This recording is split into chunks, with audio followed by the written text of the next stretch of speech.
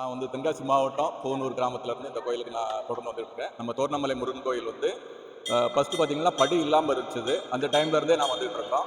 படி இல்லாமல் நாங்கள் வந்து இந்த கம்பியை பிடிச்சலாம் மேலே ஏறிக்கிட்டு இருக்கோம். இப்போ பார்த்தீங்கன்னா நம்ம படியெல்லாம் நல்லா கட்டிட்டாங்க. ஒரு 1200 படி கட்டி நம்ம கோயிலுக்கு வந்து மேலே வர போகிறதுக்கு வந்து ஈஸியான ஒரு வழியாகிடுச்சு. இப்போ குழந்தைங்க, பெரியவங்க எல்லாருமே போய் நம்ம தோரணமலை முருகன் கோயிலில் போய் நம்ம வந்து முருகன் அருளை பெறுறதுக்கான சாமி கும்பிட்றதுக்கான ஏற்பாடை வந்து நல்லா செஞ்சு வச்சுருக்கிறாங்க.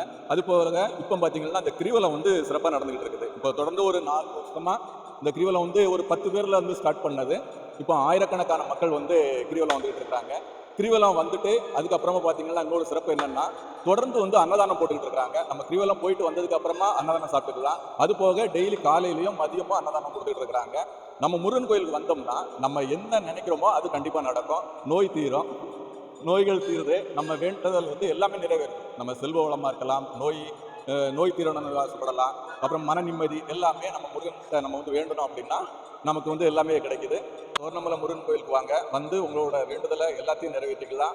அனைவரும் வந்து தோரணமலை முருகன் அருளை பெறுமாறு அன்போடு கேட்டுக்கிறேன்.